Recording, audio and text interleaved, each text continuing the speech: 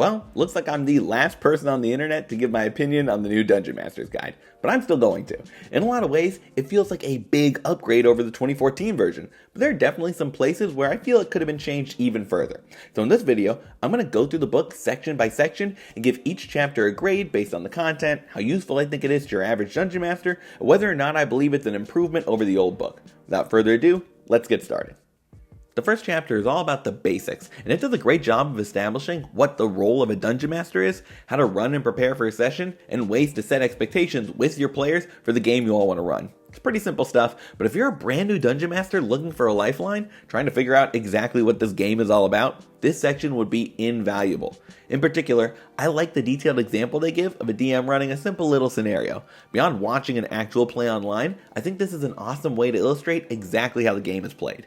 At the end of the day, the Dungeon Master's Guide should be a guide for Dungeon Masters. If it's not giving someone with no understanding of D&D an idea of what their role will be, then what's the point? Seems simple, but in the old book, this kind of thing is given exactly 3 pages before diving right into world building. Sure, there's some of it in other parts of the book, but having it front and center makes way more sense. This section is definitely an A. Easy to skip for veterans, vital for anyone playing for the first time. With the basics out of the way, Chapter 2 focuses on how to actually play the game. It goes over all the fundamentals, like what a difficulty class is, and the difference between ability checks and saving throws. But it also goes into detail about how to run the 3 pillars of D&D: social interactions, exploration, and combat. Compared to the old version, this is a major upgrade. There's so many wonderful tips and tricks, not just for the rules of everything, but to help you improve the smoothness and effectiveness of each. For example, there's a whole section on how to wrap things up when combat starts to drag a bit, or different types of challenges your party might encounter during travel, with sample ideas. It's one thing to explain how combat is run or to balance an encounter, but this goes beyond the basics by providing ways to elevate things you might already be doing well. Of the 3, exploration gets a pretty big facelift here. Most of it surrounds travel, but there are lots of good rules and suggestions for tracking time, taking turns while exploring, obstacles they can face in the wilderness, and lots of other goodies. In comparison, role-playing kinda got the short end of the stick. While there are some good resources for NPC creation in the next chapter, I feel like they would have been a better fit here when talking about social interaction. Instead, there's about a page and a half of essential but minimal information about this pillar, so I wish they had fleshed things out a bit more with topics like how to get comfortable with role-playing, third person versus first person, or balancing the need for off-the-cuff dialogue with information you want the party to learn. There are lots of topics they could have covered, and I think they should have given us more. I'll also mention something that I don't think will apply to everyone, but is a personal pet peeve of mine. A lot of the exploration section focuses on quantifying different aspects of travel and adventuring with numbers. Things like an audible distance table, travel pace, weather temperature calculations, and encounter distance rolls. My brain doesn't really work that way. I find that while I have a general idea of the specifics for those things, I usually end up hand-waving a lot of the exact numbers for whatever fits the story and tone of the session I'm running instead. And while it's good to have concrete rules to point to, I wish they gave a few more ideas to help abstract exploration and travel for those who want to make it more narrative focused rather than numbers focused. For example, a section on using skill challenges to see how your party works together to survive a perilous multi-day journey rather than having to map out every day's weather and terrain would be a great addition. Or more on using montages to speed up travel while still keeping the sense that the party is on a grand adventure. This is a very minor nitpick, but something I would have liked to see. And all things considered, I think this section is an improvement over what came before, making things simple for new Dungeon Masters while giving a lot of ideas and resources that even experienced DMs can benefit from. I'll give it a B+. Pretty good overall, but a couple small additions would have made it perfect. Still, so far, so good. The next chapter is both one of the most useful and one of the most uneven. The DM's Toolbox is full of resources for Dungeon Masters to use in their games. Think different kinds of traps, poisons, curses, as well as guides for creating your own spells, backgrounds, and other game features. Some of these are taken wholesale from the 2014 DMG with a few alterations or upgrades, but honestly, having them all together in one place feels so much nicer than having to track things down across different chapters, like in the old book. However, even though on the whole I think it's a really useful section, not every toolkit is treated equally. For example, there is a really great section in here about character death. 2 full pages for how to keep things fair, ways to roleplay death saving throws, and even how to deal with the TPK. That's awesome.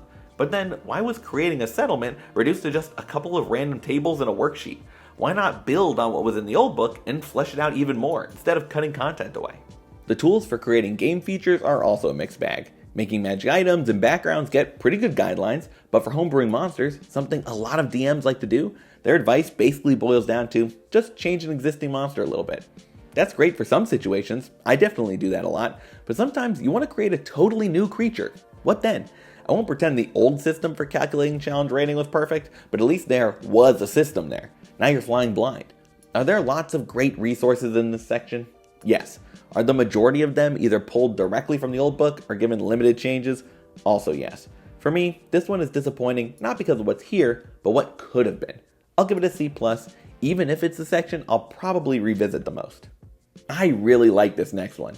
Chapter 4 is all about creating adventures, and it dives deep on how to structure quests for your campaign. Some of these resources are taken from the old Dungeon Master's Guide, but it goes into much more detail on exactly how to get your players hooked, picking a cool setting for it, adding encounters, and bringing it all to a conclusion. While the 2014 book focused on different types of adventures, this one gives you an almost step-by-step guide to design any sort of quest your heart desires. I think it's awesome. The guidelines in here are great for brand new DMs looking to create stories for their games, and have some fun tips and tables that even veteran game masters can sink their teeth into. They also have some interesting tidbits on how to give different monsters unique personalities, and have completely reworked the way encounters are balanced. Instead of needing 6 to 8 encounters to fill your adventuring day, according to the book, you can use their scale to create low, moderate, and high difficulty fights much easier. Will that work in practice? We'll see when the new monster manual comes out, but on paper, it's a better system. By far my favorite part of the chapter though is the example quests they've provided. Each is at most 1 page long, but are very simple, engaging, and show brand new dungeon masters exactly how to lay out an adventure for their games. I'm really happy with the changes they made here, and might have to use the tables and guidelines to design a quest for the channel sometime. That's how much I like them. This is an A, let's keep moving. The next section is similar, though in my opinion, not as impressive. Chapter 5 is all about creating campaigns, and it covers everything you'd expect. Coming up with a premise, thinking through the story arcs, involving your players' backstories, connecting adventures together. It's honestly a really great resource for structuring your game, and like with the previous section, even if some of it is pulled from the old book, it's presented in a clearer, more concise way here. I don't really have any notes on this part of the chapter, they've done a great job. But where I think this section falls short isn't in campaign creation tips, but world building. Part of the old DMG, the first chapter in fact, centers around coming up with your campaign setting. Now, some of this is still here, just in a new section, the part that talks about having a renown system, for example, but a lot has been pared back or removed entirely. There's only about a page and a half dedicated to the campaign setting, and while not every DM is going to homebrew their own world, a lot are.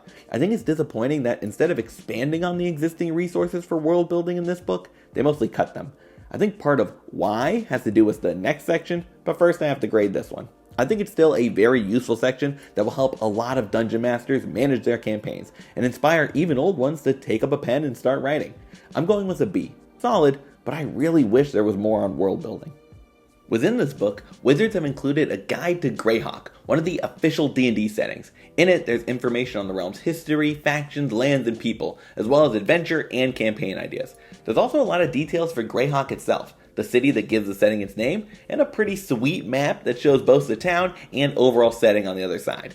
On one hand, I think it's pretty cool that they included this.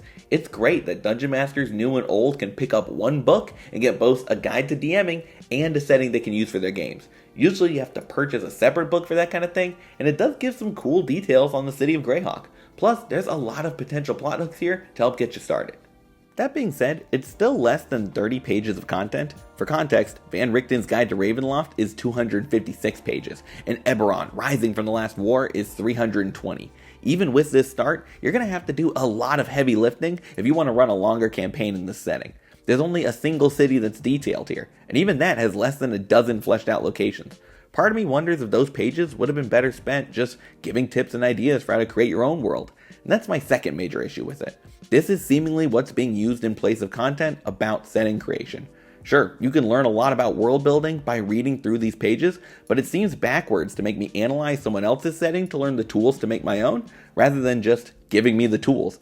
There are some side boxes here and there for taking the concepts you're reading about and applying them to homebrew, but it makes me wish they put more time and effort into really making that a substantial piece of this book.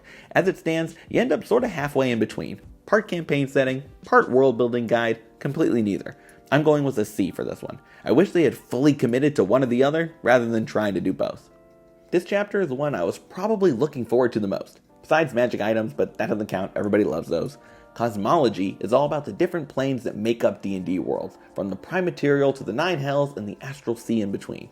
One of my great frustrations with the old DMG is that they only give a little bit of text about each plane, so if you want to set an adventure there, you really have to dig into other sources or do a lot of writing of your own to make them feel like these vast areas of existence.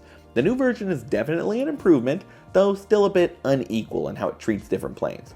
While some are given more lore than before, with tons of details to help you imagine adventures there, others are still lacking. Arborea gets 2 paragraphs of description, as opposed to 2 paragraphs in the old version. Most of these are honestly not that different from what came before. Instead of the small optional rules the old book gave, now each plane comes with adventure ideas to give you a sense of what sort of quests could take place there. That's a good addition, but why not keep both? Those optional rules for things like abyssal corruption or the maddening winds of pandemonium were great for flavoring each plane and giving DMs a tool to make them feel like alien worlds. Maybe if they hadn't spent so many pages on a quarter of the Greyhawk setting, they could have added better details here that I'm guessing will be relevant to more campaigns. I would have loved to see this chapter get more love. I'm giving this section a C+. Again, better than what we had before, but I really wish they had gone into more detail about each plane and made it easier to plan campaign arcs that go beyond the prime material. Let's be honest for a moment. Who cares about any of those chapters? This is the big one. Treasure.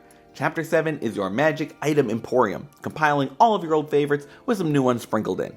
Beyond some tables for mundane treasure and tips for handing them out, it really is mostly a listing of many magic items, including some from other books that have now been folded in.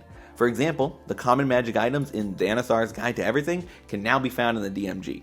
Pretty neat. All in all, there aren't that many new items that I noticed, but there are some fun ones. I really like the Hat of Many Spells, which lets you cast spells by pulling them out of a hat. And you can even attempt to cast ones you don't know, but if you fail, you might end up stunned or blown up by an accidental fireball. Even if there aren't a ton of brand new items, there's still over 400 in the book, so it's hard to complain when they've included that many. Just having them all together in one place is pretty good on its own. I'll give it a B. Slightly above the bare minimum. I wish they had gone all in and really given us some crazy new stuff to try out, but I'm happy with what we got. Last but not least, we have Chapter 8, Bastions. A lot of the hype around this book surrounded this chapter, a system for giving your players a base of operations, with mechanical uses and ways for it to grow and change, and they have a lot of good stuff in here. There's a great framework for giving your party a hideout, or really each player their own hideout, and then fleshing them out with different rooms, hirelings, and events that can occur while they're away. Beyond the basics like a kitchen or a bedroom, there are tons of specialty rooms your players can add to their bastions. Things like a garden for the druid, library for the wizard, or even a demi-plane for, hiding things. And each comes with special orders you can use when in your bastion that can earn you money, create items, or give you small mechanical advantages. All in all, the framework is really cool. Unfortunately, I do find the system of advancement and orders they've tied all this to a little janky. First, each player gets their own bastion, rather than having them all share space. There are rules for combining them, and I get that not every party wants to live together, but I find it a little weird that the default option is for everyone to be split up rather than together. The bastions are also tied to character level. They get one when they become level 5, and unlock more rooms as they reach higher levels. So instead of giving costs for different specialty rooms, you can only add them to your bastion through level ups. Again, that's just a strange concept to me. Could they not still list a price for the rooms in case the players want to get more than they're allotted at a certain level? Part of why you give a party a base to build is to use up some of the coins they've been hoarding for the whole game, but they can only use gold to upgrade existing features or add on basic rooms, which, as the book points out, has no mechanical purpose. There are some other niche ways to spend, but the point stands. Why make it so inflexible? And then there's Bastion turns, which take place every 7 days. Essentially, you're either choosing to maintain, which just means your base will continue to operate as usual, or you can use your special rooms to perform certain orders, like I mentioned earlier. But you can only use those special orders while you're inside the Bastion, or if you have sending or similar magic. So for the most part, you're going to be out adventuring. So shouldn't some of these effects just be passive benefits that accumulate over time? Why can my gaming hall only be open to the public while I'm there? And to make matters worse, when you choose to maintain, you roll to see if an event occurs. Things like guests stopping by or bandits attacking. But again, you probably won't even be there when these happen, since you'll want to use your special orders while you're actually spending time in your base. So you'll mostly be maintaining things while out and about. I really like the overall idea of Bastions that they've made here, but personally, I think if I use this in my game, I'm going to end up having to homebrew a system for purchasing additional rooms, as well as modify the way the events and orders work. Overall, I'll give it a C. Great ideas, will probably work for some tables, but personally, I think the system needs some changes. And that's the book. There's a lore appendix and some maps in the back, but overall, what grade would I give the new Dungeon Master's Guide? I'm going with a very solid B+. There were definitely sections that let me down a bit. Cosmology, Bastions, and the Greyhawk setting guide all come to mind, but where it really counts, this book has it. I want a DMG that teaches new DMs the ropes, guides game masters in adventure and campaign design, and has tons of resources that make veteran DMs' lives easier. And this book has those in spades. Even the sections I wasn't the biggest fan of were still usually better than what came before, which is a testament to what a step up this version of the book is over the old one. I would definitely recommend picking up a copy, especially if you're new to the game and are looking to learn the ropes. But hey, that's just my opinion. What do you think of the new guide? I'd love to hear everyone's thoughts in the comments. Thank you for watching. And if you enjoyed the video, leaving a like is always appreciated. If you want to see more, you should consider subscribing to the Bard's College. I make videos about D&D, DMing, and everything in between, so there's more to come. But for now, good luck, and remember, crit your players.